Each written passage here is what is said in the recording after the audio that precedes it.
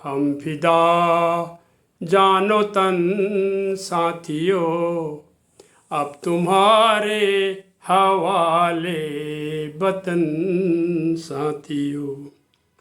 जिंदा रहने के मौसम बहुत हैं मगर जान देने की रुत रोज आती नहीं।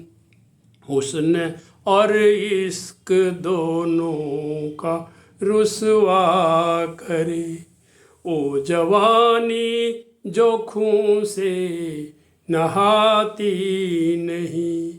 बांध लो अपने सिर से कफन साथियों, अब तुम्हारे हवाले वतन साथियों, अब तुम्हारे हवाले वतन साथियों। जी हाँ, मरणोपरांत परमवीर चक्र प्राप्त करने वाले कंपनी क्वार्टर मास्टर हवलदार अब्दुल हमीद की मैं आज चर्चा करूँगा। खेमकरन सेक्टर में 1965 में दुश्मन के टैंकों के परखच्चे उड़ाने के बाद भारत माँ के लिए वीर गति प्राप्त करने वाले और अपने प्राण न्यौछावर करने वाले परमवीर चक्र विजेता CQMH कंपनी क्वार्टर मास्टर हवलदार का जन्म 1 जुलाई 1933 को धामपुर जिला गाजीपुर उत्तर प्रदेश में हुआ था। हमारे देश में इस माटी पर अपनी प्राणों को न्यौछावर करने वाले सिर्फ वो सैनिक होते हैं, भारतीय सैनिक। उन्होंने तिरंगे के नीचे कसमें खाई होती हैं, बाकी उनकी और कोई जाति नहीं होती, कोई धर्म नहीं होती, सिर्फ वो सैनिक होते हैं, वो भारतीय सैनिक होते हैं, इंडियन सोल्जर। 27 दिसंबर 1954 में 21 वर्ष की उम्र में ये ग्रेनेडियर रेजिमेंट में की 4थी बटालियन में भर्ती हो गए अब्दुल हमीद जी। 1962 भारत चीन युद्ध में भी इन्होंने भाग लिया था। इससे पहले जो युद्ध हुआ था चीन और भारत का 1962 में। 1965 भारत पाक युद्ध में ये पश्चिमी सीमा पर थे और 10 सितंबर 1965 की बात है, सुबह 8 बजे पाकिस्तानी पैटर्न टैंकों ने खेमकरन के विकीपिंड सड़क पर चीमा गांव में बहुत भारी गोलीबारी कर दी।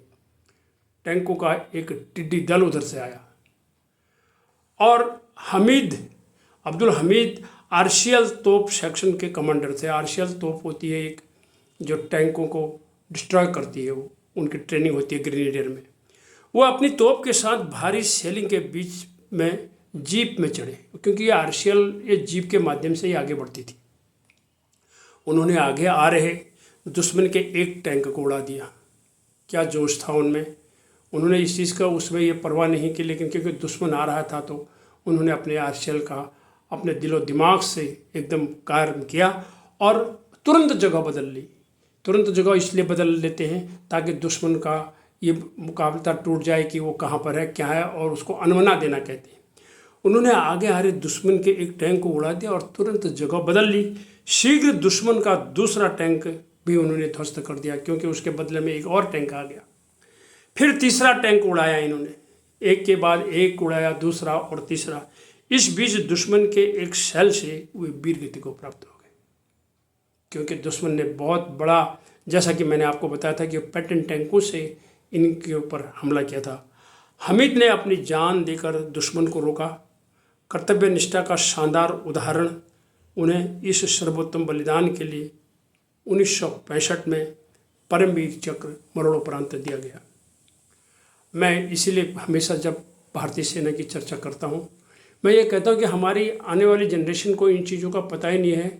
हमें यही मालूम नहीं है कि परमवीर चक्र, जब मैं लोगों से जब इस बात की मैं चर्चा करता हूँ, बच्चों से, विद्यार्थियों से चर्चा करता हूँ कि परमवीर चक्र क्या होता है, तो उनको मालूम नहीं होता है, चर्चा नहीं करते। इस देश की माटी के खातिर अपना बलिदान देने वाले किसी भी वो धर्म के लोग हैं जो भारतीय सेना में थे।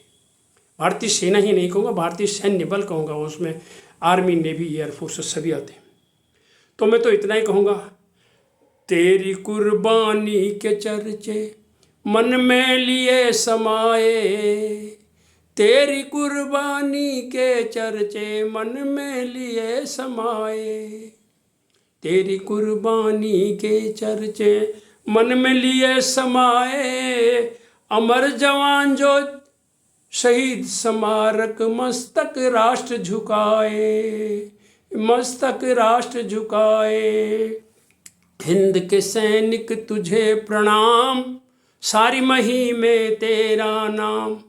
दुश्मन के गलियारे में भी होती तेरी चर्चा आम।